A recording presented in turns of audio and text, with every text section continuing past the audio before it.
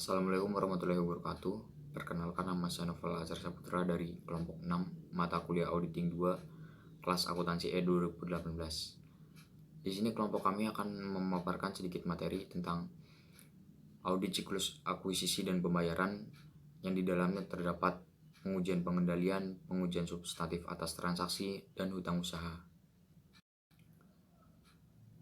Pada pembahasan yang pertama, kita akan membahas tentang akun dan kelas transaksi dalam siklus akuisisi dan pembayaran. Tujuan dari keseluruhan audit atas siklus akuisisi dan pembayaran ini adalah untuk mengevaluasi apakah akun-akun yang dipengaruhi oleh akuisisi barang dan jasa ini serta pengeluaran kas bagi akuisisi tersebut disajikan secara wajar atau tidak sesuai dengan standar akuntansi keuangan yang berlaku umum di Indonesia.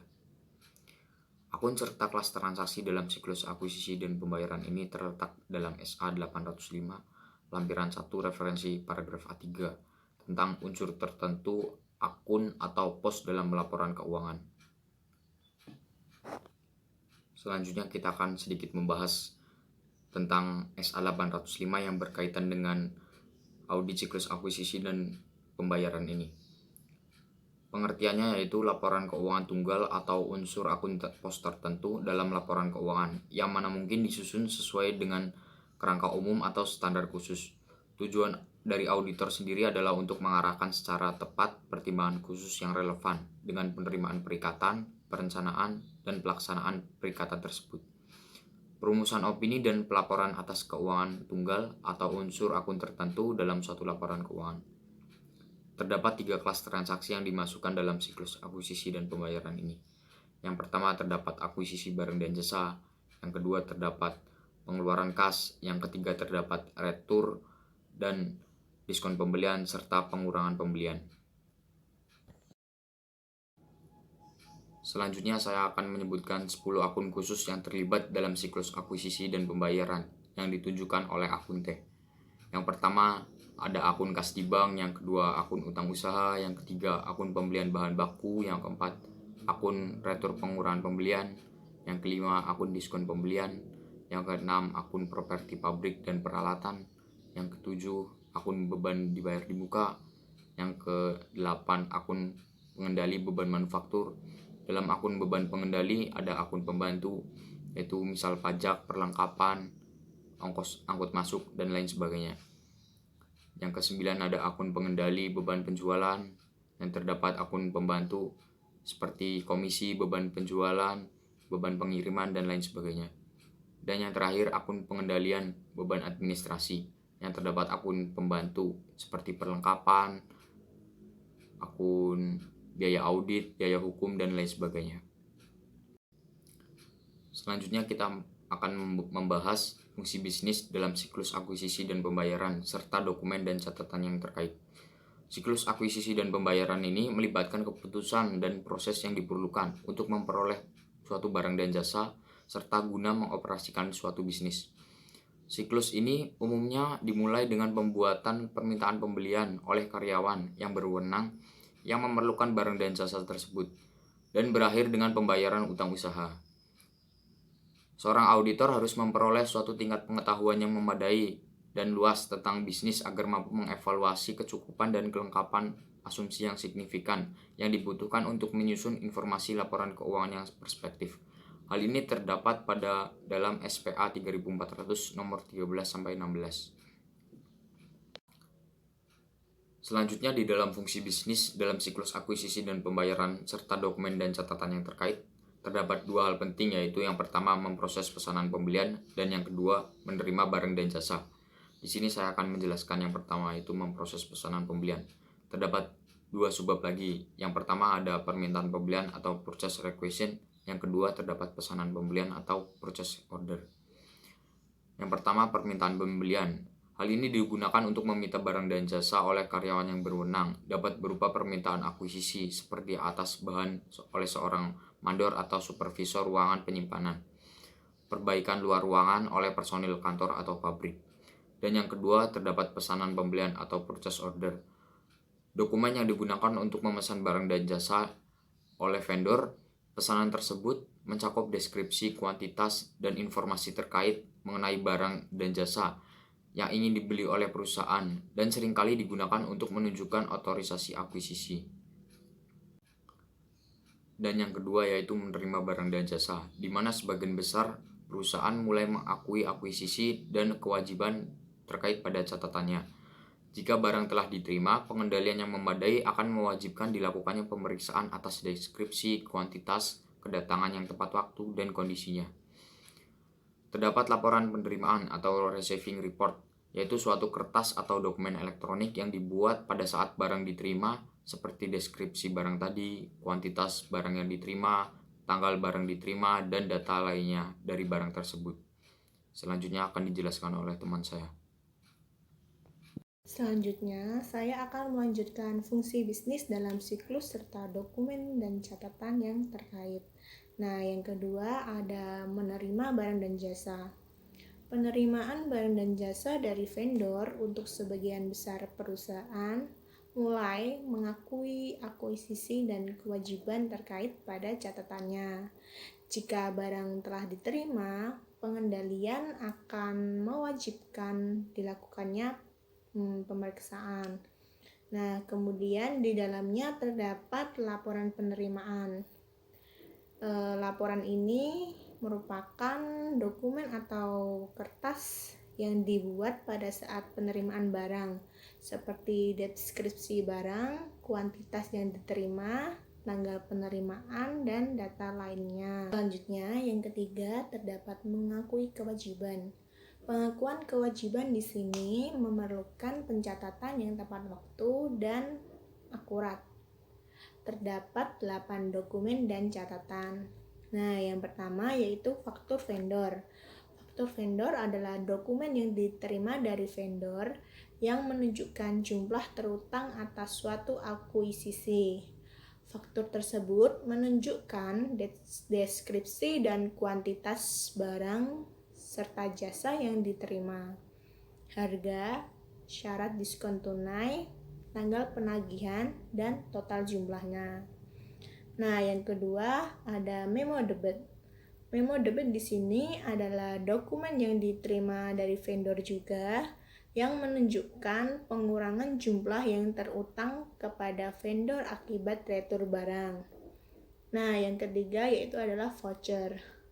Voucher sering digunakan oleh organisasi dalam menetapkan cara yang formal untuk mencatat dan mengendalikan akuisisi, terutama dengan memungkinkan setiap transaksi akuisisi diberi nomor urut, seperti pesanan pembelian, salinan packing slip, laporan penerimaan, dan faktur vendor.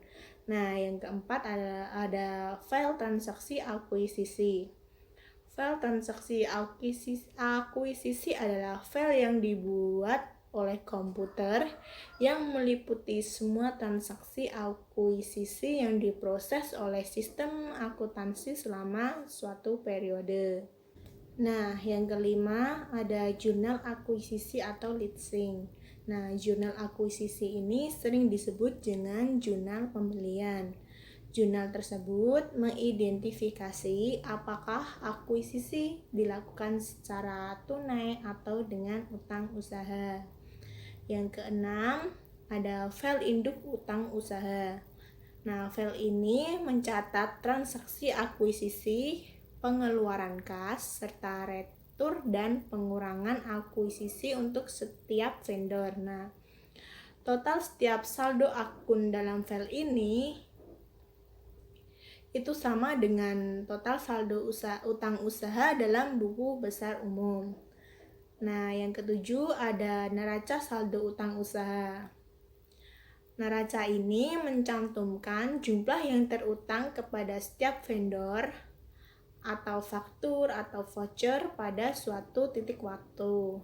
Nah, neraca tersebut dibuat secara langsung dari file induk utang usaha. Yang terakhir adalah laporan vendor. Nah, laporan vendor ini merupakan dokumen yang disiapkan setiap bulannya oleh vendor yang menunjukkan saldo awal, akuisisi, retur dan pengurangan, pembayaran kepada vendor, serta saldo akhir. Selanjutnya yang keempat yaitu memproses dan mencatat pengeluaran kas. Nah, di sini terdapat 3 dokumen atau catatan yang terkait. Yang pertama yaitu cek. Nah, cek ini biasa digunakan untuk membayar akuisisi ketika sudah jatuh tempo. Untuk sebagian besar perusahaan, menggunakan cek ini digunakan melalui komputer berdasarkan informasi yang tercantum dalam file transaksi akuisisi pada saat barang dan jasa diterima. Yang kedua yaitu file transaksi pengeluaran kas. File ini dibuat dengan komputer yang mencantumkan semua transaksi pengeluaran kas yang diproses oleh sistem akuntansi selama suatu periode. Nah, seperti 1 hari, 1 minggu, ataupun 1 bulan. File ini juga berisi jenis informasi yang sama seperti yang dibahas untuk file transaksi akuisisi. Nah, yang ketiga yaitu jurnal atau listing pengeluaran kas. Nah, laporan ini dibuat dari file transaksi pengeluaran kas yang mencantumkan semua transaksi selama periode waktu. Nah, transaksi yang sama, termasuk semua informasi yang relevan, akan dicantumkan dalam file induk. Selanjutnya yaitu metodologi untuk merancang pengujian pengendalian dan pengujian substantif atas transaksi. Nah, di sini dibagi ke dalam 2 bidang, yaitu pengujian akuisisi dan pengujian pembayaran. Di mana pengujian akuisisi meliputi pemrosesan pesanan pembelian, penerimaan barang atau jasa, serta pengakuan kewajiban. Nah, sedangkan pengujian pembayaran meliputi pemrosesan dan pencatatan pengeluaran kas. Nah, selanjutnya akan dilanjutkan oleh teman saya, Anastasia. Perkenalkan, nama saya Anastasia Giviaratri, NIM 721141818159. Di sini saya akan menjelaskan metodologi untuk merancang pengujian pengendalian dan pengujian substantif atas transaksi. Pengujian substantif dilakukan auditor dengan menghimpun bukti yang cukup untuk memperoleh dasar yang cukup menyatakan pendapat atas laporan keuangan atau kesimpulan keseluruhan untuk memperhitungkan risiko kesalahan penyajian material yang dilakukan sebagai prosedur substantif berdasarkan SA 520 yang berkaitan dengan SA 330 dan pengujian pengendalian tingkat risiko deteksi juga dapat mempengaruhi penentuan waktu pelaksanaan dalam pengujian substantif. Jika risiko deteksi rendah, maka pengujian substantif lebih baik dilaksanakan. Semakin rendah risiko deteksi yang diterima, juga akan semakin banyak bukti yang harus dikumpulkan, sehingga auditor harus dihimpun dengan cara mengubah luas pengujian substantif yang telah dilakukan. Hal ini tercantum pada SA 540. Selanjutnya, memahami pengendalian internal. Auditor harus memahami pengendalian internal untuk siklus akuisisi dan pembayaran sebagai bagian dari pelaksanaan prosedur penilaian risiko dengan mempelajari bagian arus klien, mereview kuesioner pengendalian internal, serta melaksanakan pengujian workload untuk transaksi akuisisi dan pengeluaran kas. Selanjutnya, menilai risiko pengendalian direncanakan. Yang pertama, otorisasi pembelian. Otorisasi yang tepat untuk melakukan akuisisi dan memastikan bahwa barang dan jasa yang diperoleh adalah demi memenuhi tujuan perusahaan yang diotorisasi dan menghindari akuisisi item yang berlebihan dan tidak diperlukan. Selanjutnya, pemisahan penyimpanan aset dan fungsi lainnya. Sebagian besar perusahaan meminta departemen perusahaan untuk memulai membuat laporan penerimaan sebagai bukti penerimaan dan pemeriksaan barang. Satu salinan biasanya diserahkan ke gudang bahan baku dan yang lainnya ke departemen utang usaha yang memerlukan informasinya. Untuk mencegah pencurian dan penyalahgunaan, barang tersebut harus dikendalikan secara fisik dari saat penerimaannya hingga penggunaannya atau pelepasannya. Selanjutnya, pencatatan yang tepat waktu dan review independen atas transaksi. Pencatatan kewajiban atas akuisisi dibuat atas dasar penerimaan barang dan jasa. Dalam persamaan lainnya, pencatatan ditangguhkan hingga faktur vendor diterima.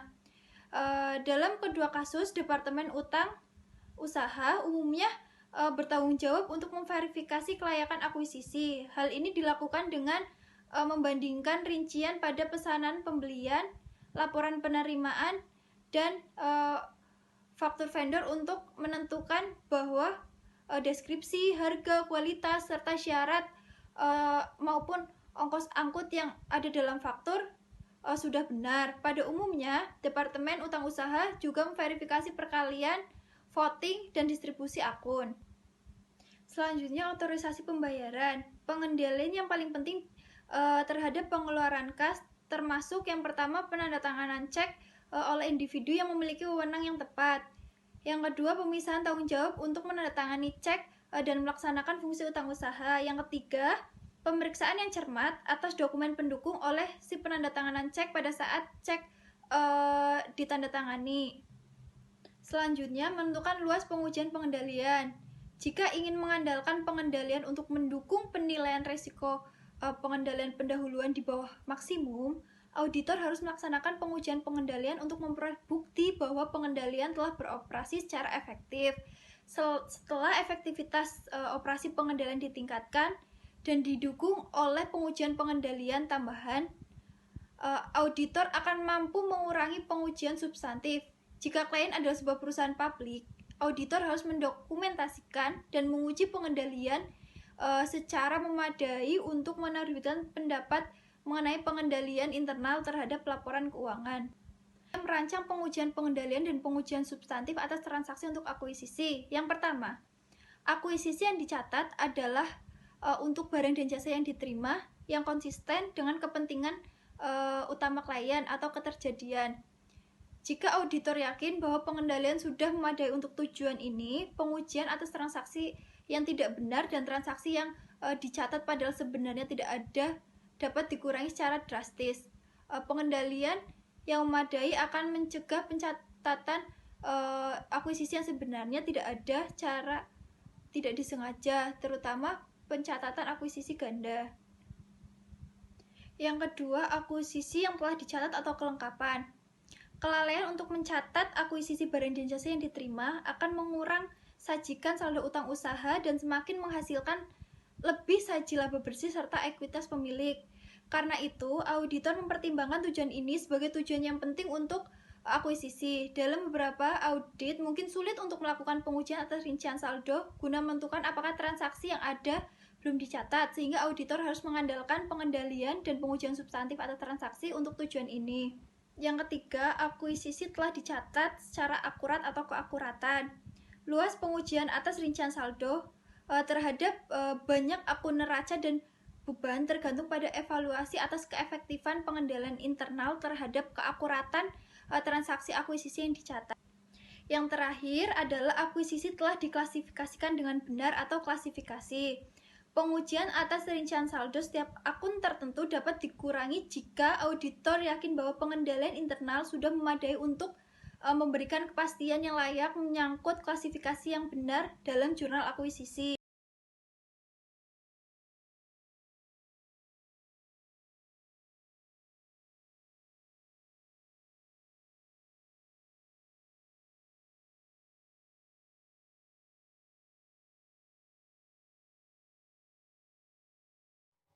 Selanjutnya yaitu merancang pengujian pengendalian dan pengujian substantif atas transaksi untuk pengeluaran kas. Pengujian pengendalian dan pengujian substantif atas transaksi pengeluaran kas dan utang usaha dengan merespon risiko signifikan setelah auditor menetapkan salah satu yang dapat diterima dan risiko bawaan utang dagang. Mereka menilai pengendalian risiko berdasarkan pemahaman tentang pengendalian internal. Pengujian akhir substantif auditor dengan memahami hubungan antara pengendalian dan utang dagang. Setelah menilai risiko pengendalian, auditor juga melakukan pengujian substantif transaksi untuk akuisisi dan pengeluaran kas yang tercantum dalam SA 540 dan tentang prosedur penilaian risiko yang berkaitan dengan SA 540. Yang pertama yaitu mendesain pengujian pengendalian dan pengujian substantif atas transaksi untuk pengeluaran kas. Yang kedua yaitu pengambilan sampel atribut atas pengujian pengendalian dan pengujian substantif atas transaksi. Berikutnya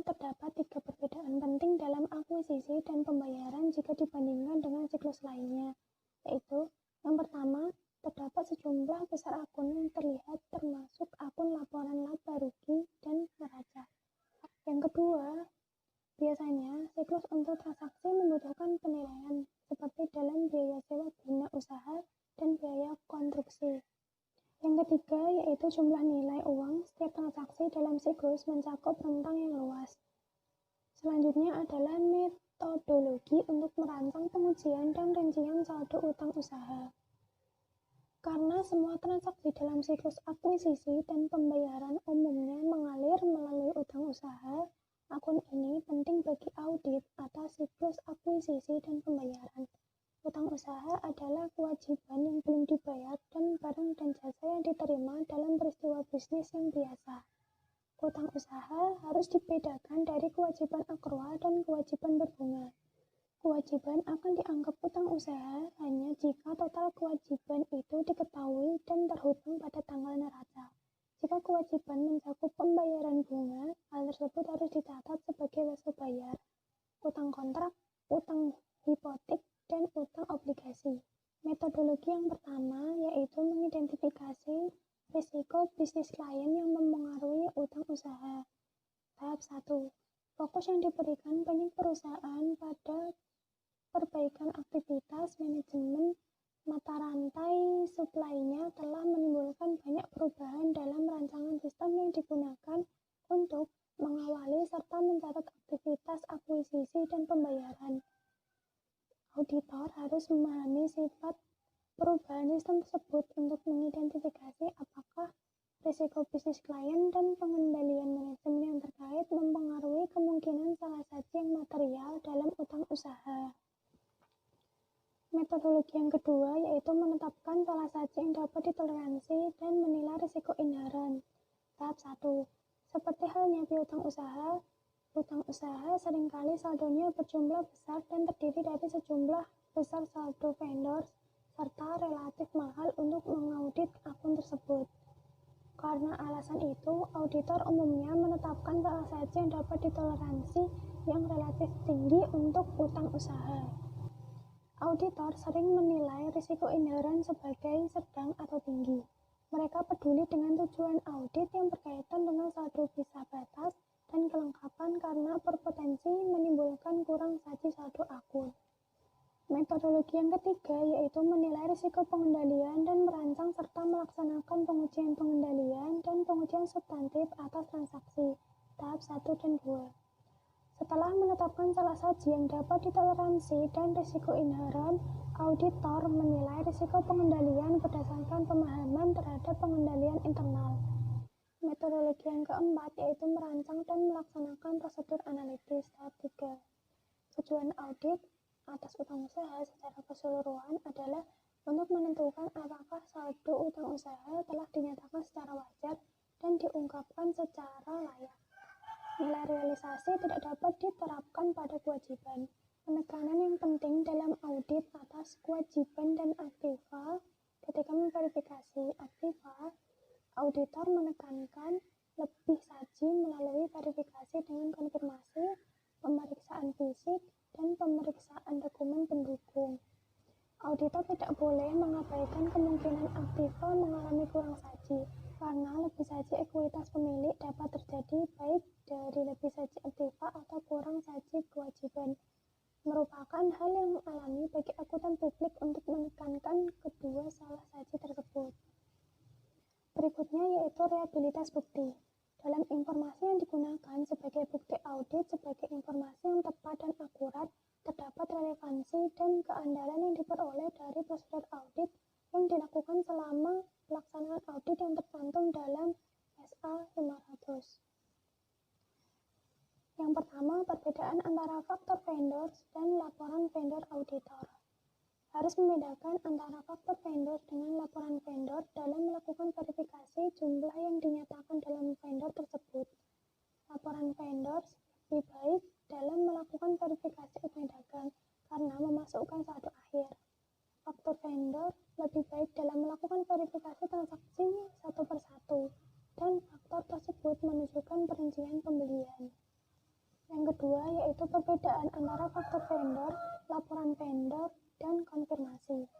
Auditor harus membedakan antara faktur vendor dan laporan vendor dalam melakukan verifikasi jumlah yang dinyatakan oleh vendor tersebut. Auditor akan mendapatkan bukti yang kuat atas transaksi ketika memeriksa faktur vendor dan dokumen terkait, seperti laporan penerimaan dan pesan pembelian. Yang terakhir yaitu jumlah sampel.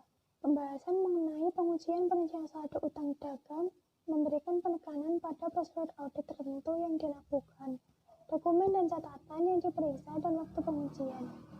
Sekian, terima kasih.